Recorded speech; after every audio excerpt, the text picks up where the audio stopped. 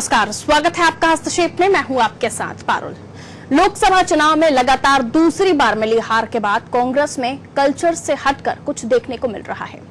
पहले पार्टी नेता हार के बाद कांग्रेस अध्यक्ष राहुल गांधी की ढाल बन जाते थे और बलि का बकरा ढूंढा जाता था, लेकिन इस बार राहुल गांधी ने इस्तीफा दिया और दोबारा कमान नहीं संभालने पर अड़े रहे। और तो और उन्होंने इस्तीफा नहीं देने वालों के ऊपर तंज कस दिया। आखिरकार इसका असर दिखा और देश प्रदेश में इस्तीफे होने लगे। एक तरह से शिकस्त के बाद सर्जरी की कवायद है। देखिए इस पर रिपोर्ट, उसके बाद हम करेंगे चर्चा की शुरुआत।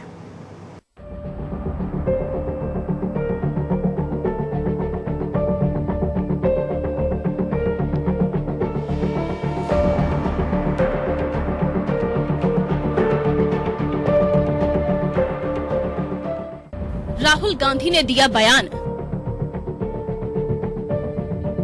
दिग्गज छोड़ने लगे मैदान। सीएम कमलनाथ ने किया दिल्ली प्रस्थान, नया प्रदेश अध्यक्ष बनाने का प्लान।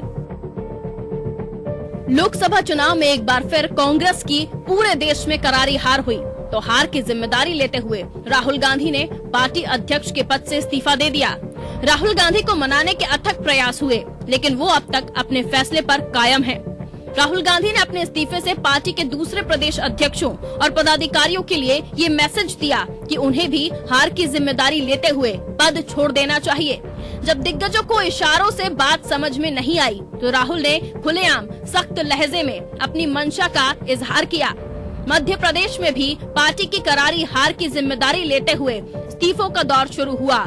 दीपक बाबरिया और रामनिवास रावत जैसे दिग्गजों ने इस्तीफा दिया। इससे प्रदेश संगठन के नए चेहरों को चांस मिलने की संभावना बनने लगी है।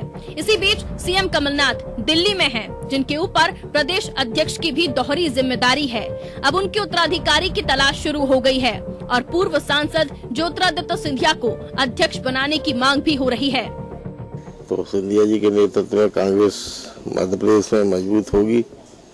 जिस प्रकार अभी कमलनाथ जी ने मेहनत करके सरकार बनाई है, सिंधिया जी उसी प्रकार पूरे प्रदेश और देश में फैलकर कांग्रेस पार्टी को चरम पर ले जाने के लिए सक्रिय होंगे और उम्मीद है कि वो सफलता भी मिलेगी। पार्टी के कुछ नेता ये मान रहे हैं कि अभी पुनर्गठन का दौर है। देखिए, लोकसभा चुनाव के जो परिणाम आए हैं, तो जैसा कि हमारे राष्ट्रीय अध्यक्ष राहुल गांधी जी ने जिम्मेदारी लेते हुए इस्तीफा दिया, परिणाम के तुरंत बाद प्रदेश कांग्रेस अध्यक्ष कमलनाथ जी ने भी पद छोड़ने का आग्रह किया था। और मैं समझता हूं कि केवल राष्ट्रीय नेतृत्व का नहीं, पूरे प्रदेश में जितने हमारे पदाधिकारी हैं, कार्यकर्ता हैं, सबका ये सामूहिक जिम्मेदारी और जवाबदारी बनती है चुनाव परिणाम को देखते हुए। और भावना सबकी इस्तीफा देने की रही है, लेकिन संगठन एक प्रक्रिया के तहत चलता है। और जिस तरह से दीपक बाबरिया जी ने कल इस्तीफा दिया है और पदाधिकारी इस्तीफा दे रहे हैं, उन्होंने आदरणीय राहुल गांधी जी की भावना का ही सम्मान करते हुए ये कदम उठाया है। लेकिन कुछ नेता सीएम कमलनाथ का बचाव भी कर रहे हैं। हार के लिए प्रदेश के बाकी पार्टी नेताओं पर सवाल उठा रहे हैं। क्योंकि राहुल गांधी पहले दिन से कह रहे हैं कि मैं अध्यक्ष पद छोड़ने को तैयार हूँ, तो उसी समय लोगों को इस्तीफे देना चाहिए। और ये बात है कि कमलनाथ जी भी आए थे प्रदेश कांग्रेस में, तीसरी मंजिल पे दूसरे या तीसरे दिन की बात है, मैं सामने था। उन्होंने कहा भाई अब मैं प्रदेश कांग्रेस में समय नहीं दे सकता हूँ, अब मैं मुख्यमंत्री बन गया हूँ, मुझे बहुत जानते हैं। लोग हमारे यहाँ के कुछ ऐसे थे जिन्होंने कहा अरे नहीं साहब आप तो बने रहिए, आप तो महीने में 1 घंटा आना, हम कांग्रेस संभाल लेंगे। तो जब प्रदेश कांग्रेस अध्यक्ष से स्नेह मिलता है, प्यार मिलता है, जो कार्यकर्ताओं को विश्वास आता है, तो कोई दूसरा आदमी पदाधिकारी नहीं मिला सकता। दिल्ली में हाईकमान के सामने तो मात पर मंथन तो होगा ही, क्योंकि इस्तीफे का विष पीने की शुरुआत हो चुकी है। लेकिन इससे क्या नया अध्यक्ष मिल पाएगा जो कांग्रेस को निराशा से उबारने के यक्ष प्रश्न को हल कर पाएगा? ब्यूरो रिपोर्ट, अनादि टीवी। देखिए, वाकई ये यक्ष प्रश्न तो है ही कि बतौर प्रदेश अध्यक्ष सीएम कमलनाथ का उत्तराधिकारी कौन होगा और प्रदेश कांग्रेस और क्या क्या नए बदलाव करने वाली है। तो उस पर हम चर्चा करेंगे। हमारे साथ पैनल मौजूद है, वरिष्ठ पत्रकार हमारे साथ मौजूद हैं, राजेश सिरोठिया साहब, बहुत स्वागत सर। रामेश्वर धाकड़ साहब, आप भी हमारे साथ जुड़ गए हैं, आप भी वरिष्ठ पत्रकार हैं, बहुत स्वागत आपका भी। चर्चा की शुरुआत करते हैं और सिरोठिया साहब, मैं आपसे ही समझना चाहूंगी, ये जो बदलाव की बयार देखी जा रही है, आपको लगता है कि इससे कुछ होने वाला है कांग्रेस का? खास तौर पर अगर हम देश की राजनीति की बात करें तो राहुल गांधी ने एक स्टेप तो उठाया है कि अब गांधी फैमिली अध्यक्ष पद पर नहीं रहेगी, लेकिन प्रदेश अध्यक्ष पद के लिए राहुल गांधी को लेकर नाम सामने आ रहा है या उनको बनाने की डिमांड की जा रही है। आप किस तरह से देखते हैं इसे? देखिए, सबसे पहली बात तो ये कि बदलाव की बयार जो आप कह रही हैं वो तो 23 मई को ही हो गया था। बदलाव की बयार तो उसी दिन बह गई थी। वो बयार क्या थी? वो तो झोंका, आंधी, तूफान, सुनामी सब कुछ था। और उसके बाद जो है बदलाव थोड़ी, अब तो आपके पास केवल संगठन बचा है, सत्ता तो आप आ नहीं पाए, तो आपको अपने संगठन को संभाल कर और सहेज के रखना था और समस्याओं को एड्रेस करना था, जिन उन कारकों को एड्रेस करना था जो आपकी इस करारी हार के कारण बने हैं। उनको एड्रेस करने के बजाय आप जो है जिम्मेदारियां फिक्स करने में लग गए। आपको पहले उनको फिक्स करना था, आपकी दिक्कतें क्या है उनको फिक्सिंग करना थी, ना कि आपको जिम्मेदारियां फिक्स करना थी। वो तो सभी हारे हैं। अब कोई भी आदमी नहीं कह सकता कि खुद राहुल गांधी हारे हैं, सिंधिया जी हारे हैं, दिग्विजय सिंह जी हारे हैं, कोई किसी के ऊपर ठीकरा नहीं फोड़ सकता। कमलनाथ जो है जीत गए खुद मुख्यमंत्री का चुनाव और किसी तरह उनका बेटा भी जीत गया गिरते पड़ते वाली स्थिति में। तो कोई ऐसी बात नहीं है। आपको तो सबसे बड़ा कारण यही है कि आपका संगठन कमजोर है। तो संगठन को मजबूत करने के लिए क्या किया जाए? इसमें राहुल गांधी को किसी से पूछने की जरूरत है क्या इस्तीफा दिलाने के ये नाटक नौटंकी जो चला रखी है, इससे कांग्रेस और रसातल की ओर जा रही है और अराजकता व्यवस्था का माहौल हो रहा है। इस्तीफों के दौर चले हैं तो अब लोग कयास लगाने लगे क्या मुख्यमंत्री पद से भी इस्तीफा देंगे। मुझे लगता है प्रदेश को इस तरह की अराजकता में अव्यवस्थाओं के बीच में नहीं झोंका जाना चाहिए था। और आपको जिसको बदलना है जिसको बदल दीजिए, जिसको बनाना है बना दीजिए। कांग्रेस में वैसे भी कोई 10 जनपद के खिलाफ जाता है, 10 जनपद के खिलाफ जाने का मतलब है पार्टी से बाहर। और कांग्रेस पार्टी ये वही कांग्रेस पार्टी है जिसने 1996 में 91 से 96 का जो नरसिम्हा राव का प्रधानमंत्रित्व काल देखने के बाद ये तय कर लिया था कि हम अब किसी भी नेता को प्रधानमंत्री नहीं बनाएंगे। और आपने देखा कि जब 2004 में यूपीए की सरकार बनी और 9 में बनी तो मनमोहन सिंह लेके आए जो कि विशुद्ध रूप से गैर राजनीतिक व्यक्ति थे और उसमें चेयरपर्सन, यूपी चेयरपर्सन का वो लेके के ये जो है सोनिया गांधी, राहुल गांधी पूरी सरकार चलाते रहे। अब आप जो है दूसरा संगठन की बात आई। संगठन में भी आपने एक प्रयोग किया कि आपने जो है वहाँ पर सीताराम केसरी को अध्यक्ष बनाया। तो सीताराम केसरी जो है वो भी पहले तो नरसिम्हा राव से लड़ते रहे, बाद में वो सोनिया गांधी से उनकी अनबन हो गई और आखिरी में ये हुआ कि उनको इतने 50 साल से ज़्यादा पार्टी को देने वाले व्यक्ति को बुरी तरह बेइज्जत करके पार्टी से बाहर कर दिया गया अध्यक्ष पद से। और तब तय कर लिया था कि अब कोई गांधी परिवार के अलावा अध्यक्ष नहीं बनेगा। उसके बाद सोनिया गांधी बनी रही और राहुल गांधी के हाथ में कमान दे दी है। तो ज़्यादा से ज़्यादा यही हो सकता था कि प्रियंका गांधी को आप दे दिए, लेकिन आप अपने यू टर्न, क्योंकि जब दो बड़े विपक्ष वहाँ मौजूद हैं सोनिया गांधी और राहुल गांधी, तब वहाँ कैसे कल्पना कर सकते हैं कि कोई भी नेता अध्यक्ष का पद नहीं उसको सुपर अध्यक्ष बना दीजिए, वो कभी भी जो है डफर अध्यक्ष से ऊपर नहीं आ पाएगा, क्योंकि बट वृक्ष की छाया में कोई भी पेड़ नहीं पल सकता। तो आप देखना कि जब भी कभी ऐसे अध्यक्ष की बारी आएगी तो कोई संयोजक वगैरह कोई पद करके राहुल गांधी या सोनिया गांधी पीछे बैठेंगे या प्रियंका गांधी, और वो जो है संयोजक जो है अध्यक्ष से बड़ा हो जाएगा और कहने को बोलेंगे हमने ये कर दिया। लेकिन इससे क्या समस्या हल होगी? आपकी जनता से क्या कनेक्ट खत्म हुआ है, आपका जनता से कम्युनिकेशन खत्म हुआ है, जनता के साथ आपका कमिटमेंट खत्म हुआ है, जनता के साथ में आपकी क्रेडिबिलिटी खत्म हुई है, जनता के बीच में आपकी कंटिन्यूटी नहीं है कनेक्शन की। तो ये सारे कारण हैं, इनको एड्रेस करना चाहिए था। और आप इससे कुछ नहीं होने वाला। आप कोई भी उठा लीजिए। अभी ये कमलनाथ जी सीएम बनने के बाद तो वैसे भी समय नहीं दे पा रहे थे, उन्होंने पहले भी कहा था इनका अध्यक्ष चुनाव तक आप रह लीजिए, अब वो इस्तीफा दे रहे हैं तो उससे कोई मतलब थोड़ी है। वो तो उनको तो बदला ही जाना था, प्रदेश अध्यक्ष का पद वो पहले ही मना कर चुके थे। बिल्कुल, और ये भी कहा गया था कि एक ही 2 पद पर एक व्यक्ति रहेगा। अब सवाल ये है कि अब कमलनाथ के लिए अगर आप वहाँ पर जो एक सशक्त संगठन बनाना चाहते तो एक सशक्त व्यक्ति को आप बनाइए, लेकिन फिर भी आप देख लेना कोई ना कोई पपलू टाइप का नेता जो है वो अध्यक्ष की कमान संभाल लेगा। चलिए मैं रामेश्वर जी से समझ लेती हूँ। रामेश्वर जी, आप किस तरह से देखते हैं बड़े बड़े नेता जो हैं वह इस्तीफा देने लगे हैं, विवेक तनखा, बाबरिया साहब, और कमलनाथ जी की जगह भी जिस तरह की सुगबुगाहट है कि कोई और नाम प्रदेश अध्यक्ष के तौर पर सामने आएगा। छत्तीसगढ़ में भी हम देख रहे हैं कि भूपेश बघेल साहब ने मरकाम जी को आगे किया और आज उनके आंखों से आंसू भी दिखाई दिए। भला वो अलग मैटर पर थे, लेकिन इस आयोजन पर उनके आंसू निकलना, और फिर राहुल गांधी वहाँ खुद भी अलग रहना चाह रहे हैं अध्यक्ष पद से। तो इस तमाम चीज़ों को देखते हुए आपको लगता है कि कुछ ऐसे लोगों के बल्ले बल्ले होगी मध्य प्रदेश में, क्योंकि इस्तीफे हो रहे हैं, जाहिर सी बात है या तो वो खुद आएंगे या उनकी जगह कोई नए चेहरे आएंगे, लेकिन इतने सीनियर्स को जो राजनीति को समझते हैं, कांग्रेस को समझते हैं, उन्हें भी वो भी खुद हट रहे हैं, इस्तीफा दे रहे हैं, क्योंकि राहुल गांधी ने तो खुद ही कह दिया, ऐलान कर दिया। पारुल जी, यहाँ तक कि मेरा जो जानकारी है उसमें इस्तीफे पहले जो लोकसभा चुनाव के परिणाम जब आए थे तभी जो बात आई थी, राहुल गांधी जी ने धीरे मैं पार्टी इस्तीफा दे देता हूँ, उन्होंने दिया था, उसके बाद भी तत्काल दे देना चाहिए। लेकिन 1 महीने के अंतराल के बाद में जो इस्तीफा दिया उससे ऐसा लग रहा है कि पार्टी में कुछ ठीक नहीं चल रहा था। पार्टी खासकर मध्य प्रदेश की बात करें, मध्य प्रदेश में एक तरह से पीसीसी में सन्नाटा छाया रहा था। जी। सरकार होने के बावजूद भी पार्टी कार्यालय में इक्का दुक्का कार्यकर्ता ही रहे थे। शुरुआत के दौर में लगा कि सरकार बनी है, प्रदेश भर से कार्यकर्ता को हुजूम उमड़ता था तो वो पीसीसी की जरूर आता था, लेकिन यहाँ कोई पदाधिकारी नहीं था। कारण साफ था कि मुख्यमंत्री जो पीसीसी अध्यक्ष भी हैं वो कार्यकर्ता को समय नहीं दे पाते, तो उनका जो मूवमेंट हुआ था मंत्रालय में मुख्यमंत्री के पास असल में समय नहीं है, ना कार्यकर्ताओं के पास समय है, ना ही क्या बोलते हैं जनता के पास समय है। वो अपना टाइम रिजर्व रखते हैं। अब देखिए बड़ा कार्यकर्ता बड़े मंत्रियों तक का कहना पड़ता है कि मुख्यमंत्री हमें समय नहीं देते।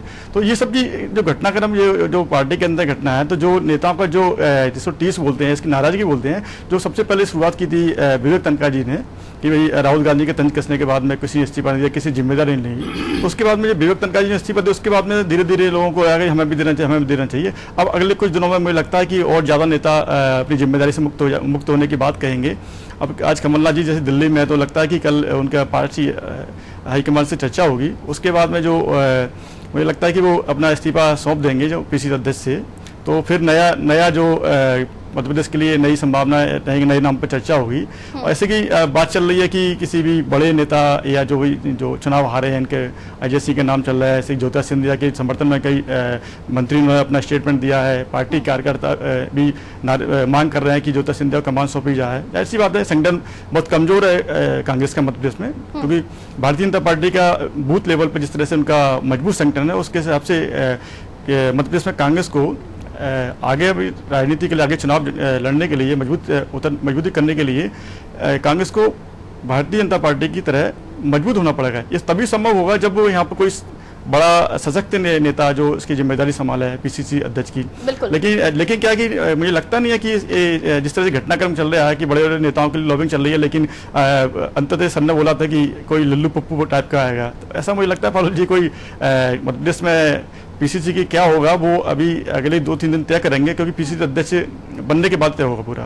पारुल जी सिरोठिया सर, जैसे कि हमने इलेक्शन टाइम पर भी देखा, कई टिकट्स में वितरण के समय पर कई नाम ऐसे थे जो लग रहा था कि इन्हें टिकट नहीं दिया जाना चाहिए था। लेकिन अगर हम इन बड़े नेताओं के इस्तीफे को देखते हैं तो आपको लगता है कि उतने मजबूत फेसेस हैं एमपी में जो इनकी जगह ले पाएंगे, या फिर इन्हें ही वापस बनाया जाएगा, ये महज फॉर्मेलिटी और इससे फायदा होने वाला है कांग्रेस को, नहीं होने वाला है? इसे आप किस तरह से देख रहे हैं? देखिए, जो टिकट उन्होंने फैसला किए हैं वो कोई हमसे आपसे पूछ के या बहुत गंभीर तरह से जीत की संभावना को टटोल के थोड़ी करते कांग्रेस में। वहाँ तो कोटा परमिट प्रणाली चलती है टिकट वितरण में, और वही हुआ है। मैंने ऐसे प्रयोग किए कि जिनको यहाँ पर कांग्रेस जीत सकती थी उनको आपने खुद ही हरा दिया। भिंड का उसका उदाहरण है कि आप एक जेएनयू के लड़के को पकड़ लाए और उसको आपने खड़ा कर दिया, जिस जातीय तनाव के लेके, जिस दलित और सवर्ण का आंदोलन वहाँ पर हुआ ग्वालियर में, जिसका खामियाजा बहुत बुरी तरह भारतीय जनता पार्टी को माने सहना पड़ा, वो कांग्रेस ने उठा के वो तीर जो है ना अपनी तरफ ले लिया, आशीष जरारिया को बना। क्योंकि ग्वालियर में जो हिंसा हुई थी उसमें जरारिया का काफी हाथ माना गया, तो पूरे समय वो यही सफाई देते रहे। इसी तरह आप बाबरिया जी की चॉइस थी ये, और एक अपने जो है गजेंद्र, वो क्या नाम, डॉक्टर मुजालदे, गोविंद मुजालदे खरगोन में अच्छी खासी सीट निकल जाती। आपने वहाँ के सारे जो ट्रेडिशनल कांग्रेस के नेता हैं उनकी राय को अनदेखी करते हुए बाबरिया जी ने वो टिकट डॉक्टर साहब को टिका दिया जी। अब कांग्रेस में तो 25% पार्टी के सिंबल का मदद होती है, 75% व्यक्ति का अपना पुरुषार्थ होता है। ये भारतीय जनता पार्टी नहीं जहाँ 25% प्रत्याशी और 75% पार्टी सपोर्ट, ये बहुत बड़ा अंतर है। तो आपने ऐसे कई प्रयोग किए, जो जीती हुई सीटें दी, आपने राजगढ़ की सीट जीती हुई गंवा दी क्योंकि साहब, और आपने टीकमगढ़ में आपने किरण अहिरवार को, भोपाल में यहाँ पर रहती हैं, उनको पकड़ के आपने वहाँ कर दिया। ऐसे बहुत सारे टिकट मैं गिनती गिनाऊंगा तो आपको आश्चर्य होगा, लेकिन इसके कारण ये हुआ कि वो तो हारे ही हारे, और वो बड़े कद्दावर नेता भी आप वो नहीं बचा पाए अपनी सीट को जी। आप देखिए सिंधिया जी के साथ में कितना बड़ा वो हुआ, और भोपाल में दिग्विजय सिंह की हार कोई बहुत प्रत्याशित हार तो नहीं है, बहुत उसको इतना अच्छे से चुनाव लड़ने के बाद भी जो है भारतीय जनता पार्टी की स्टाइल में चुनाव लड़ने के बाद भी वो वोट जनता का विश्वास हासिल नहीं कर सके। तो ये चिंता की बात है, कुछ और है, समस्याएं कुछ और हैं, एड्रेस किसी और को किया जा रहा, लेकिन ना तो उनके रायचंद हम हैं ना आप हैं, वो तो अपने नहीं। लेकिन सर सवाल ये भी है ना कि मध्य प्रदेश में सिंधिया नहीं, बाबरिया नहीं, और भी बड़े बड़े नाम अगर वो इस्तीफे दे रहे हैं तो उनकी जगह कौन लेगा, क्योंकि यही बड़े बड़े लोग हैं। ये इस्तीफा मैंने आपसे कहा ये नौटंकी लग रही है, क्योंकि राहुल गांधी ने जब इस्तीफा दिया था तब उन्हें इसी मंतव्य के साथ इस्तीफा देना चाहिए था कि मैं ये इस्तीफा दे रहा हूँ, और जो भी अपने आप को नैतिक जिम्मेदारी लेते हुए इस्तीफा देना चाहते हैं वो इस्तीफा दे दें। उसने वो करा नहीं। 1 महीने बाद उन्होंने किसी बूढ़ी सास की तरह शिकायत की कि बहू मेरी सुनती नहीं है, कोई सुन नहीं रहा है, तब जाके ये सब आए, फिर उसके लिए जो आई वॉश के लिए ये सारे इस्तीफे कराए जा रहे हैं। इससे उल्टा मैसेज गलत जा रहा है। और लेकिन कांग्रेस के कार्यशैली क्या है क्या नहीं है भगवान ही जाने। मैंने जो राहुल गांधी करते हैं वो मुझे लगता है कि भगवान भी नहीं समझ सकते, आदमी आम आदमी की तो छोड़िए बात। नहीं, जैसे बीजेपी को भी हम देखते हैं, उनके यहाँ एज फैक्टर है, 70+ के बाद वो बहुत ज्यादा प्रायोरिटी नहीं देते हैं। तो ऐसा लगता है आपको कि यहाँ पर भी अगर कुछ नए, चलिए से मान लेते हैं कि नौटंकी नहीं है, कि ठीक करना चाहते हैं। कह क्राइटेरिया से चुनाव नहीं होते, चुनाव में ये क्राइटेरिया नहीं चलते। चुनाव जो है हमेशा कांग्रेस क्राइटेरिया से चलती है, और हमेशा टिकट देने के पहले क्राइटेरिया बनते हैं, और पहले तय कर दिया जाता है कि किसकी गर्दन काटना है, उसकी गर्दन काटना, फिर वो उसका नाप ले लेते हैं पहले ही कि इसकी गर्दन से ज्यादा नहीं होना चाहिए। तो वो ऐसे क्राइटेरिया बनते हैं। ऐसे क्राइटेरिया से कोई मतलब नहीं है। विनेबिलिटी जो है जंग के मैदान में, विनेबिलिटी का फैक्टर सबसे ऊपर देखा जाता है कि कौन जीत सकता है कौन नहीं जीत सकता, और उसी पर टिकट देना चाहिए। ये कौन धड़े का है किसका नहीं है। लेकिन वो कांग्रेस में, चूंकि मध्य प्रदेश में तो कांग्रेस कम से कम जो है एक पार्टी के रूप में तो है ही नहीं, वो केवल धड़ों के रूप में बटी हुई है। और उनमें धड़ों में जब कंसोर्टियम हो जाता है तो ऐसे आ गए सत्ता में, तो कंसोर्टियम बन गया, सही क्लिक कर गया, लेकिन अब उसके बाद से फेल हो रहा है वो कंसोर्टियम, तो आप हार रहे हैं। धाकर साहब, जिस तरह से सिरोठिया सर कह रहे हैं कि ये सारी चीजें आई वॉश टाइप लगता है, आपको लगता है कि अब नए जिन लोगों को मौका अगर देने की कवायद है, चलिए राहुल गांधी ये चाहते हैं कि कुछ युवाओं को, कुछ नए लोगों को मौका दिया जाए, पुराने लोगों को साइडलाइन करना चाहते हैं, अगर कहीं से भी वो इस तरह का मैसेज भी देने की कोशिश कर रहे हैं। नाम बहुत बड़े अभी कांग्रेस में है नहीं, हार के बाद तो और भी टटोलने की जरूरत पड़ रही है कि कौन सही था कौन गलत था। जब सिंधिया जैसे अपनी सीट नहीं बचा पाए तो ये बहुत ही इंपॉर्टेंट हो जाता है कि एमपी में वो कौन से बड़े नाम होंगे। पीसीसी चीफ सिंधिया को बनाने की मांग जोर पकड़ रही है, लेकिन क्या वाकई अब ऐसे नेता बचे हैं मध्य प्रदेश में? अगर इन्हें हटा दिया जाए जो इस्तीफे दे रहे हैं लगातार, इनकी जगह पर वो कांग्रेस को संभाल पाए? मरकाम जी को छत्तीसगढ़ में तो जगह दे दी, लेकिन अभी भी वहां पर भी थोड़ी सी कश्मकश चल रही है, अंदर खाने खबरें कुछ और निकल रही हैं। यहाँ एमपी की अगर हम बात करते हैं तो एमपी में क्या लगता है आपको, बड़े नाम वो कौन से होंगे जिन्हें आगे बढ़ाएगी कांग्रेस एमपी में?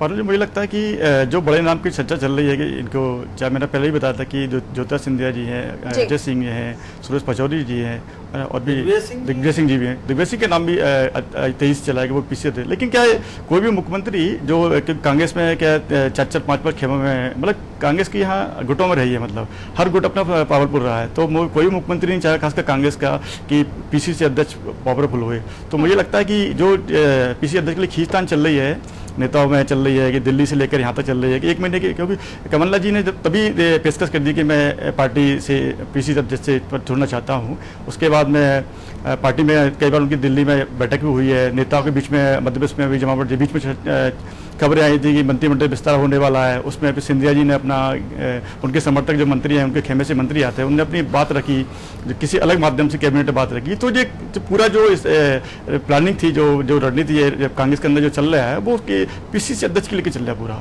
और मुझे लगता नहीं है कि ये जो बड़े जो नाम है, जो कुछ चुनाव भी हारे हैं, उनमें से किसी को पीसीसी अध्यक्ष बना जाए। जहाँ तक की कोशिश रहेगी तो वो किसी, चाहे कमलनाथ जी का खेमे का रहे, चाहे वो ज्योतिरादित्य सिंधिया के खेमे का रहेगा, कोई नया नाम निकल के सामने आएगा। क्योंकि यदि कोई बड़ा नेता सामने आता तो वो 2 पावर सेंटर बन जाएंगे। हालांकि पहले भी रहे हैं, जब दिग्विजय सिंह सरकार थी मध्य प्रदेश में, तब भी पीसीसी एक बड़ा पावर सेंटर रहा है। और जब दिग्विजय सिंह सरकार में दो मतलब रहे, तो अब कमलनाथ जी के समस्या, ये बड़ी चुनौती है कि वो किस तरह इसको रोके हैं। क्योंकि अगले कुछ दिनों में जो विधानसभा सत्र शुरू होने वाला है, उसमें सरकार की थोड़ी मुसीबत में लगता है कि कई मुद्दों पर घेराबंदी होगी। उसमें मंत्रियों के, जैसे पिछले महीने बात सामने आई कि कमलनाथ जी ने कुछ पार्टी हाईकमान को पत्र लिखा है कि सभी नेता अपने अपने खेमे से 2-2 मंत्री विड्रॉल करें, 2 हटा जाएंगे। मतलब बाद में फिर अलग अलग तरह की घटनाक्रम बटे, फिर नए विधायकों के सामने आए, जो निर्दलीय विधायक हैं वो भी कह रहे हैं मंत्री बनेंगे। तो ये सब एडजस्टमेंट के लिए सीएम को बड़ा चैलेंजिंग काम रहेगा। इसमें जब पीसीसी अध्यक्ष जो नया जो आएगा, जो भी आएगा, उसमें इसकी बड़ी अहम भूमिका रहेगी ये दोस्तों की। क्योंकि कि इसने इतना आसान नहीं रहेगा जो उनके पार्टी के लिए मध्य प्रदेश में है कि संगठन को साथ में सरकार की संबंध में बैठा रहे हैं। क्योंकि अभी से नेताओं की स्थिति डिफरेंट टाइप की हो रही है।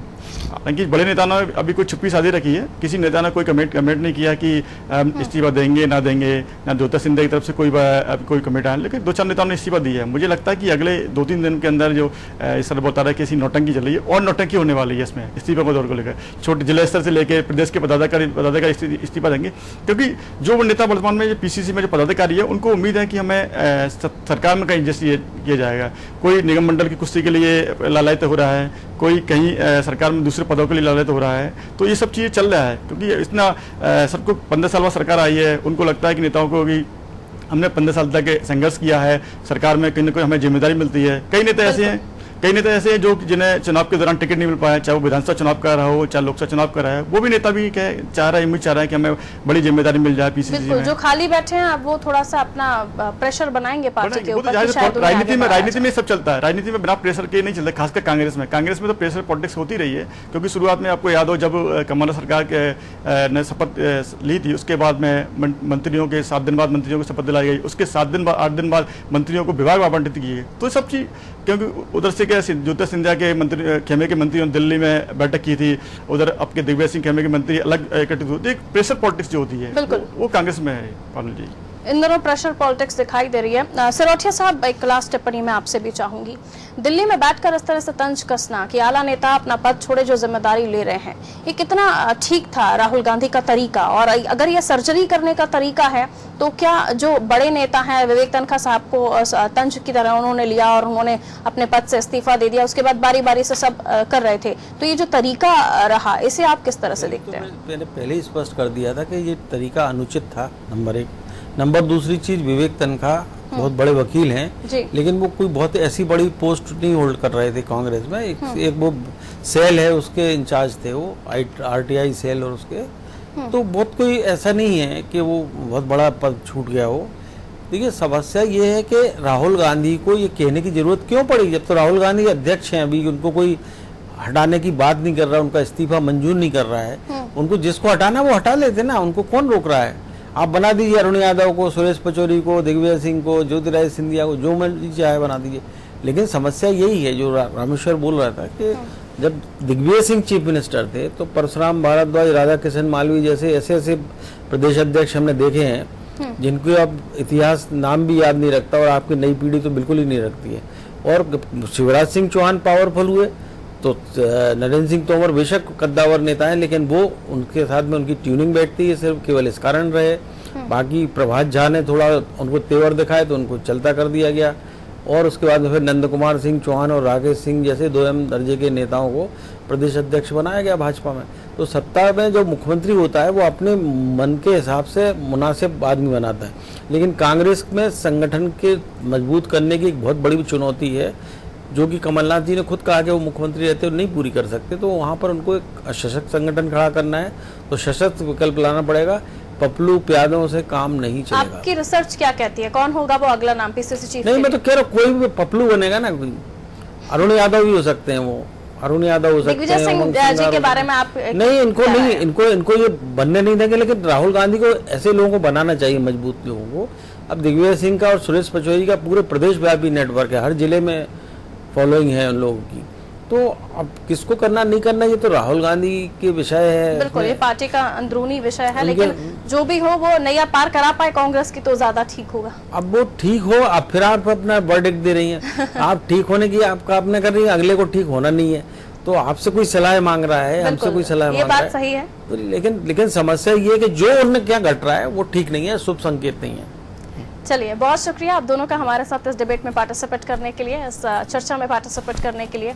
तो नैया पार लगानी होगी, जो भी होगा कांग्रेस का नया पीसीसी चीफ, क्योंकि चर्चा तो यही है कि राहुल गांधी होंगे, लेकिन माफ कीजिए सिंधिया होंगे मध्य प्रदेश के पीसीसी चीफ। तो अगर सिंधिया होंगे तो सिंधिया तो खुद ही अपना गढ़ नहीं बचा पाए, यानी अपनी सीट को नहीं बचा पाए। वैसे में अगर उनका नाम आगे आता है तो क्या वाकई जो चर्चा में निकल कर आई बातें वो ठीक होंगी, या राहुल गांधी खुद सजेस्ट करेंगे कि कौन होगा वो मजबूत नाम जो मध्य प्रदेश में कांग्रेस की नैया को पार लगाएगा? फिलहाल हस्तक्षेप में इतना ही, और खबरों के लिए आप देखते रहें अनादि टीवी। नमस्कार।